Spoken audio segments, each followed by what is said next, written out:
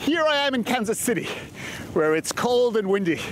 And what I have behind me is the philosophy department of the University of Missouri. And I'm gonna run inside to see if I can find Susanna Reinhardt.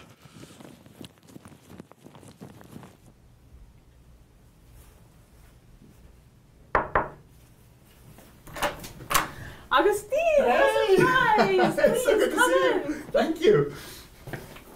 So, what are you up to? I was opening my mail. Do you want to check it out? Sure. All right. Dogs test results. Oh, good. Negative, negative. Uh-oh. Positive for canine plumia. Oh, wait, but how accurate is the test? All right, that's a good question. Oh man, the test looks pretty accurate. Let's see. Of the dogs that have the disease, 90% test positive.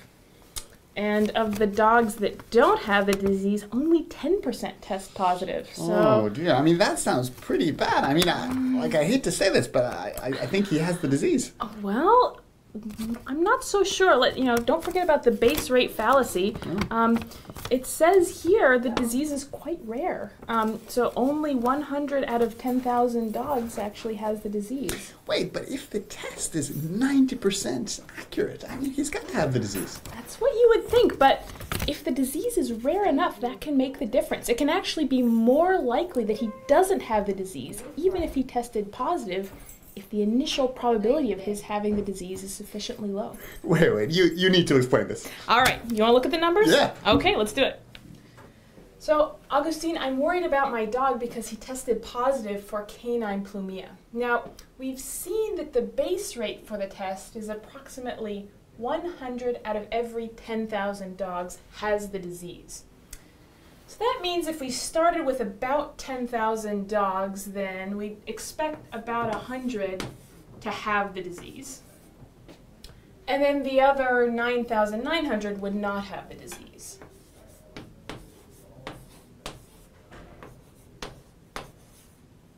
Okay, and we ascertained earlier that of the 100 with the disease, 90% would test positive. So that's about 90 dogs of the ones with the disease that test positive. Now, of the dogs without the disease, only 10% test positive. But still, 10% of that number is still 990 testing positive. So now the thing to notice is that we have a total of 1,080 dogs testing positive, but of those 1,080, the vast majority, 990 of them, actually come from the group that don't have the disease. So because the disease is so rare to begin with, even though the test is pretty accurate, the chances that my dog is in this group, the false positive group, is still 92%. Susanna, that's amazing! So, shall we see what else I've got in my mail? Sure. All right, let's look at the next letter. Oh, look, this is from my students Candace and Ron. They both want me to write letters of recommendation for their internships this summer. Oh dear, which one is better? Well, honestly, between you and me, Candace is quite clearly the better student. Yeah. But look, this is surprising. I'm looking at their transcripts, and it looks like Ron's overall GPA is higher than Candace's. Oh, really? Yeah, and let's see, they've both taken only philosophy and English classes. And gosh, Candace's GPA in philosophy is higher than Ron's GPA in philosophy. And Candace's GPA in English is higher than Ron's GPA in English. Wait, so the only classes they took are philosophy classes and English classes? That's right. And what you're saying is that Candace did better on average in her philosophy classes? That's right. And she did better on average in her English classes? That's right. But overall? Overall, her GPA is worse. What? There must be a mistake. No. Shall we look at the math? Yeah, let's look at the math. All right, I'll show you. So I noticed earlier that Candace has a lower overall GPA than Ron does. Her overall GPA is 3.1, and Ron's overall GPA is 3.4. Now, this is very surprising because in philosophy, Candace's overall philosophy GPA was 3.0, and Ron's overall philosophy GPA was lower at 2.5. Moreover, in English, Candace's overall English GPA was 4.0, and Ron's overall English GPA was lower at 3.5. How can this be that they've only taken philosophy and English classes? In philosophy, Candace has done better than Ron. In English, Candace has done better than Ron, and yet overall, Candace does worse than Ron. Well, the thing to notice, the way this is possible, is that philosophy is a harder subject overall, and Candace has taken more of the harder subjects than Ron has. So Candace, it turns out, has taken 9 philosophy classes and only 1 English class. Ron, on the other hand, has taken more of the easier classes. He's gone for 9 English classes and only 1 philosophy class. So let's run through the numbers. So Candace got a 3.0 in each of the 9 philosophy classes that she took. So we'll multiply those up, that's 27.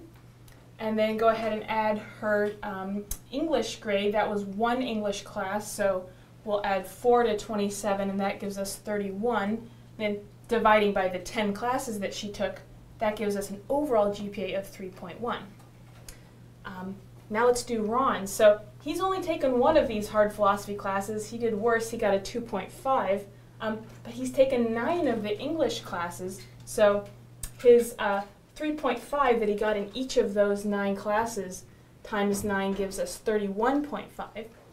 And then adding his 1 philosophy class, 31.5 plus 2.5 gives us 34.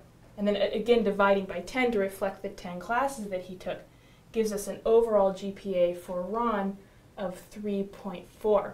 So the magic of Simpson's paradox is that within each of these 2 natural subgroups, Candace does better than Ron, and yet overall Candace does worse.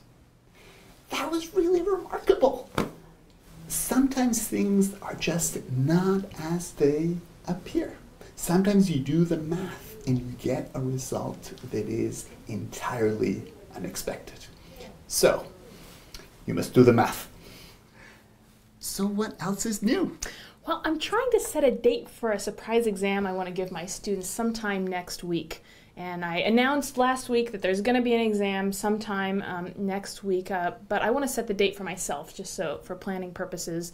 And I was thinking maybe I'd do it on Friday, at the end of the week. But then I realized, you know, from the student's perspective, if they get to Thursday night and there hasn't been an exam yet, they know there's one sometime that week. They're going to figure out that it's going to be on Friday, and then it won't be a surprise, and I really want it to be a surprise. That's right. Yeah. So I think I have to cross off Friday on my little chart here. Shall I just cross it off? Yes, please do. Please do. All right. Yeah. So no Friday? No Friday. So I'm thinking probably Thursday would be a good day, you think? Wait. I think if I was one of your students, and it's the night before Thursday, I would say, I know it's not going to be on Friday. Oh, right, yeah. Because if it wasn't Friday, it would be a surprise. Right, because they can go through the reasoning. We just went through, right? So then they would figure out that it's going to be on Thursday. So then it wouldn't be a surprise. Huh. Well, I guess we better cross off Thursday, too. All right. But the same reasoning is going to apply to Wednesday, because the students can go through that reasoning. They know it's not going to be on Thursday for the reasons we just gave. So if it comes to Tuesday night, you know, there hasn't been an exam, they're going to know it's... That's I guess right, we better cross off Wednesday and just keep going. I mean, the same reasoning is going to apply. But wait, that means that it's impossible to set a surprise exam. It seems that way, but, I mean, when I was a student, I had exams that were surprises, and they sure surprised me. That's right. How did our teachers do it? That's a real puzzle. How could it work? What's going on?